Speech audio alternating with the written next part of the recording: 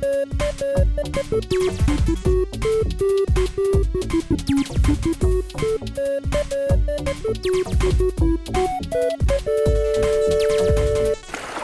to another episode of SoulYoung青春的样子 where we discuss things that you might find relatable. I'm Alicia. I'm Karina. I'm Glenn. Today's episode is going to be interesting, juicy, and relatable. We will be talking about how to socialize with classmates. I believe everyone has their own way of socializing with the people around them, and that there are different experiences we face in which makes interaction different. So talking about interaction with classmates, how do you usually socialize with classmates? I only usually talk to my classmates when necessary, when we are working with group projects or anything. And it's because we don't really know each other well, so it's kind of awkward in between us. And I don't want to make them seem like I'm weird or I have I got a motive because I want to look for them to help me in doing something. That's why I look for them. And if there's this classmate and they have the same preferences as me, then I think that's someone that I'm more comfortable with, and I think I'll get closer to this person. I'll be more open and more extroverted. So from there, even though I'm an INFJ, they could see most of my personality and be able to vibe me more. Okay, so for me, right, I think I'm similar to you. I'm quite introverted. So I don't really start conversations first. But then when I start to warm up to my classmates, right, wow, I tell you, it's when every other random thing starts happening. So, right, when I talk about things, it's just gonna randomly start flowing into many, many different topics really quickly. So it could be talking about food first, and then we'll just randomly jump to some other classmate, etc. So I think I'm quite unhinged when it comes to how I interact with them. But then at the start, because I'm very introverted, I need somebody to start talking to me first. If not, nothing's gonna happen. Yeah. What do you know? I'm also introverted as well. Yeah. So right, I only socialize with people that share common interests with me. The friends that I make are mostly the ones that walk up to me first. So for example, in school or even outside they'll normally walk up to me first, we'll talk, and then we'll become friends after that. Yeah. Like I said, I'm super introverted, so I only talk unless necessary. For example, project stuff, I will try to communicate with people even if no one tries to speak lah. I'll step up. But for friends, right, I do become so-called super extroverted the more that I get to talk to them and the more that I know them.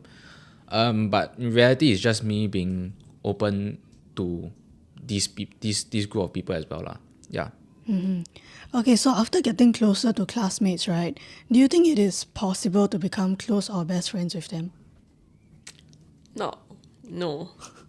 Because since primary school, I made a few friends which I got closer to, but somehow we drifted apart. So I wouldn't label them as best friends because they disappeared, right? Yeah. And I think this whole journey of making friends of mine isn't very smooth, and maybe it's because I got really, really bad luck. That's why they always disappear or leave me.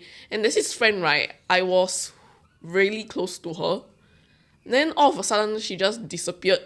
And she didn't want to text me. She ignored me all of a sudden. So I had a number, right? I would text her every day. I'm like, hey, yo, what's up? What happened to you? That kind of thing. And then she wouldn't reply. She saw my message. She wouldn't reply. So I was questioning my life decisions because why are you not replying to me? And I put so much dedication into this whole friendship, but it always falls apart. So I think until now, I've accepted the fact that I'm just a passerby, a 路人甲 in everybody's lives, and I don't play a very significant role in this whole friendship. And because I've been through such kind of things, so when I meet a friend, I would stay really, really close to them because I also don't want them to experience the things that I've been through, and because I've been bullied in primary school, secondary school, so it's not nice for them to have the same experience as me. And if they're being betrayed or whatsoever, I'll try to stay close to them, let them run to me or anything. There'll be such situations where you try want to get to know a classmate because you feel you vibe with them really well. But then these people, they don't really accept you, or for like I don't know what strange reason they are just not willing to vibe with you. So I think for this kind of cases, it's best that you don't really try to create drama with them. Yeah, so for that I'll just stay classmates with them, and I wouldn't try to force myself to be a friend to them or with them. So personally, right, I've had a lot of failed close friendships. I don't know why, maybe because we changed class or changed school or just didn't really stay in contact. But here's the thing, two of my best friends in primary school, I fell out with them. No, not exactly fell out, we drifted apart. And then they suddenly became my classmate in Sec 3. And then we were like total strangers. And then it felt really weird that we used to be very close, but then now we are strangers. That's the negative side. But then I have two very positive experiences. So firstly, I have this best friend of 7 years. But then I think a lot of best friends started out like this. A lot of them don't like each other at the first time they meet each other. Correct. Yes. So I feel like at the start when we first met each other, we don't really like each other because she found me weird, I found her weird. Because she used to have this habit where she would bob her head like a pigeon, which was why like later on in our friendship I started calling her Pigeon. And then like somehow, some reason, we ended up in the same student care center as each other in primary school. And then that's where we started to get closer to each other, which I think is really nice lah. And then I gave her quite a lot of nicknames. I call her Koi, I call her Fish, I call her Pigeon, because of all these kind of things that I can relate to from her. We all went to different secondary schools. So me, my sister and her, we all went to different schools. But then right now, we're in NGEEANN. And then there's this other friend that I became very close to in secondary school. And then we were in the same class in Sec 1 and Sec 2, and we kind of started talking to each other during orientation. So here's the thing I remember about orientation. I think it was really, really not exactly very nice of me, but then I saw his hand. He had like some birth defect or something, I don't really remember, but then I just asked him, what happened to your hand? And then that was how the friendship started. Over the years, I think around Sec 3 and Sec 4 was when we started getting even closer to each other. So I would follow him around school. There's nothing around with us, but then it was just me following him around school because we were both really bored and we could just hang out with each other and talk to each other, even though Sec 3 and 4 we were in different classes. Occasionally we would play Roblox with each other, and then we would rant to each other, but it's mostly him ranting to me because I don't really know why, but I think I have more answers to his problems. And then right now we still talk to each other occasionally on Instagram, and I know that he's very busy in JC, which is why I don't really text him much, but then we are still very, very close. For me, right, in primary school, right, it's because we have like slightly more controlling parents. That's why we don't have mobile phones, or even if we have mobile phones, we have like limited screen time as well. Me and my so-called friends, right, in primary school, like our only form of interaction was during school hours or like during any like meetings outside, like some small hangouts that is mostly like organized by our parents. It was also heavily supervised by them. We were pretty close, like so-called pretty close in primary school. Like we always like rant to each other about problems. We always like do all sorts of activities together. And after primary school, we would like vouch that we will always keep in touch with each other. We will like hang out once a week. But of course, no one kept to that promise. Even I didn't, because we are in a new environment. We are also like busy with secondary school stuff as well. Like these so-called close friends or friends are just like acquaintances even up until now. I do have friends in primary school, like actual friends, but it's like only one or two of them. So it's quite less. The real friendship for me, it starts in secondary school. Maybe because I'm in a boys' school. But boys tend to open up to each other more than like people in mixed school. It's pretty easy to find people in a boys' school who have like common interests, or even if you don't have common interests, like you can talk about like other stuff as well. So that's why secondary school is like the place where I met most friends, and I also met my first few close friends there as well. Like even up until now in poly, we would still even if we are busy with our schedules, we would still like once in a while take some time to hang out with each other or go to their houses or play games and stuff like that lah. Or worst come to worst, we can just like call on different social media platforms, like or call on WhatsApp, call on Telegram, call on Discord. Discord is like the best place to hang out. Like y'all can agree The call like every day you will just call your friends, like enter the voice chat and hi, then just talk about all whatever that's been happening in your life. Yeah, that's the best way. But of course, like you will still want to hang out with them now. Face to face is sometimes better. Yeah. Yeah, and because our parents are not that controlling in secondary school, so even during secondary school times we would like every day chat with each other to like pass the time or simply just like playing games together and do all the bonding stuff together lah. Yeah. Okay, so talking about classmates again, right? Have you ever met classmates who are two-faced? Of course. I've met like classmates which are two-faced. It's a no sign for you. So me and a few other people, we were in this group working on a community project. And we were given a list of tasks to do and to be completed by a certain deadline. So I think within the time frame that we have to complete is around like 1 month or so. And they weren't really doing anything. Like they didn't have the initiative to be like, okay guys, when do you want to start on this?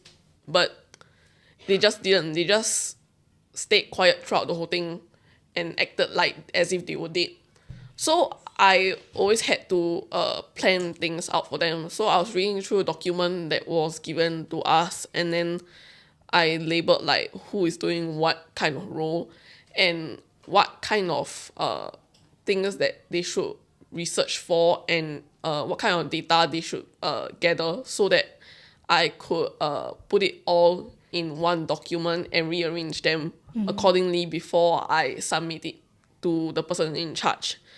But of course, I don't know why they take so long to do it, or even when I ask for progress, they don't give me a reply. So for in this case, I will always ask her, oh, so what's the progress? Can you like update me on what's happening? And then she doesn't tell me or she doesn't reply to me, which I find it annoying. And she always used the easiest ways to try and complete that task, which is by using whatever tools online or like ChatGPT or like Google Gemini or whatsoever. Like this thing requires planning, and I don't think planning is that hard. Like even if you run out of ideas, you can always ask the people around you for ideas rather than just using those kind of AI tools as first resort.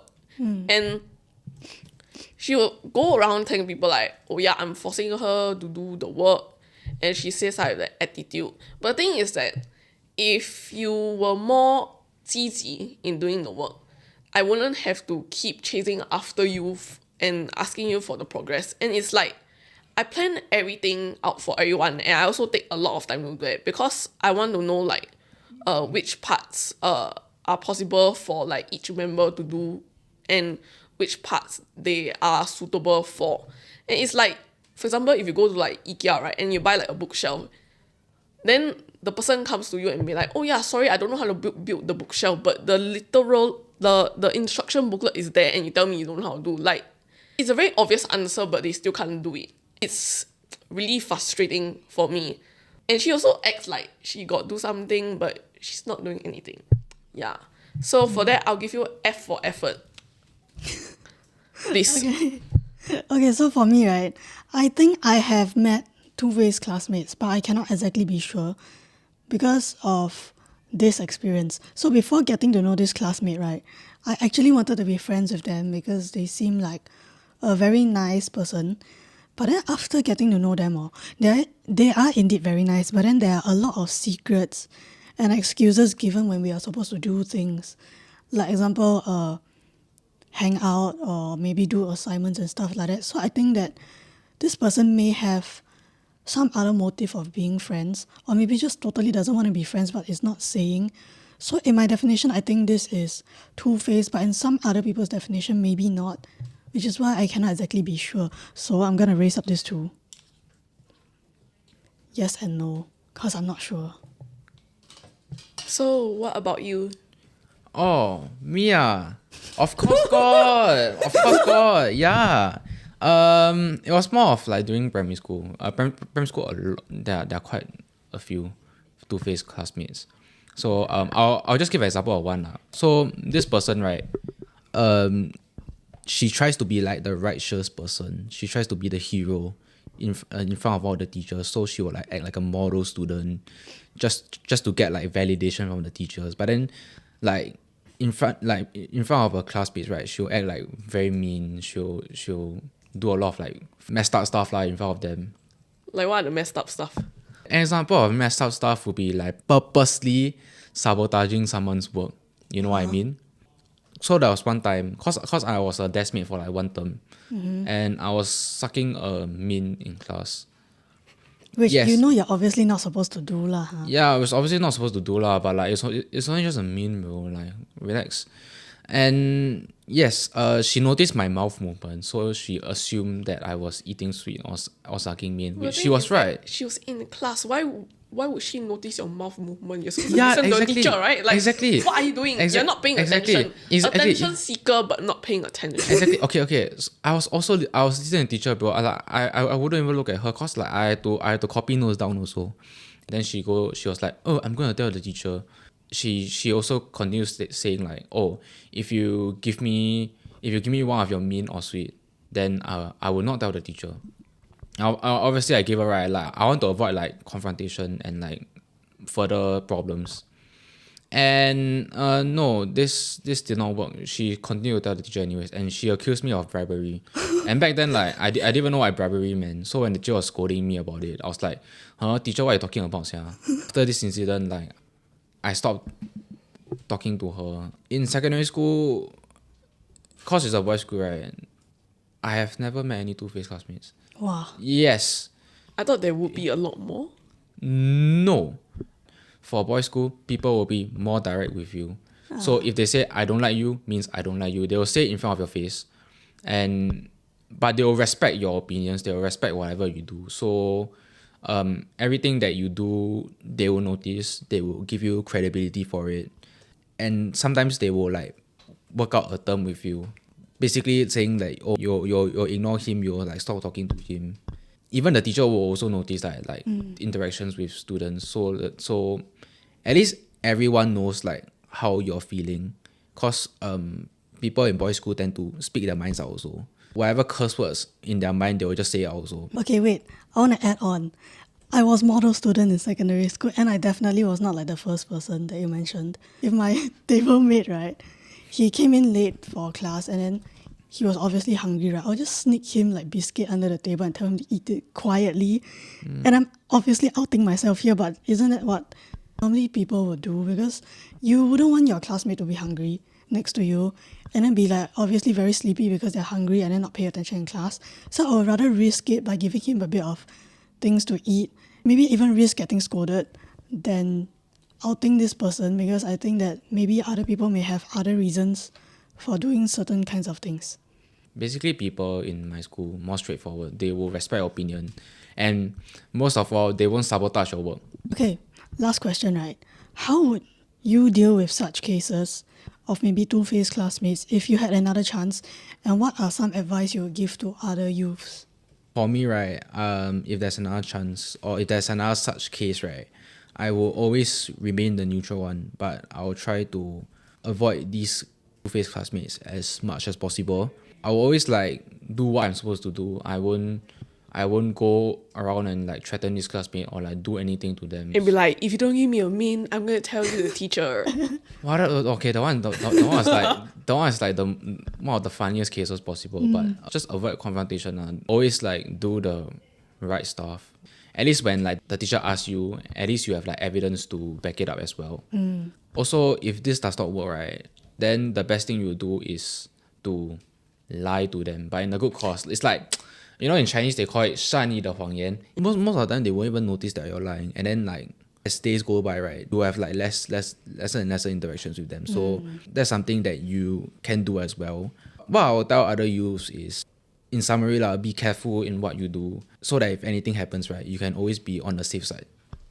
I think if I were to deal with such cases, or in this case, as much as I would love to use violence to resolve this, but violence can't solve the issues. I think I didn't state this just now, but she keep giving me excuses and be like, oh yeah, I'm not good in this, that's why I'm not doing it. I would want to tell her that stop making it as an excuse of you not to do your stuff. Everybody, they have their own weaknesses, and just because you got that certain weakness and you're being tasked to do something doesn't mean you can run away from your responsibilities. If you really know that you have this weakness, right, I think you should like consult your teachers or friends as to how you can resolve this problem and turn it into a strength rather than like running away from it, avoiding it, and using it as a dumb excuse to go and not do anything, and then act like the victim as if like you got do the work but somebody's accusing you of not doing anything. What will you do to avoid this? I don't really know, but like more of like I'll just act blur. Act blur, live longer. So I personally do not have courage to tell people to their face that I want to stay away from them. But because I'm an introvert, I am really, really good at staying quiet. So I could just stay quiet when they ask me questions, or maybe I'll just give them really, really vague answers like, oh, you just do this lor, or like you ask somebody else because I don't know. And then as you said, 善意的谎言. So I will do that too, but not as much. And then I think that... But we're obviously not trying to like tell the audience, we're not trying to tell y'all to keep using 善意的谎言 for every single situation.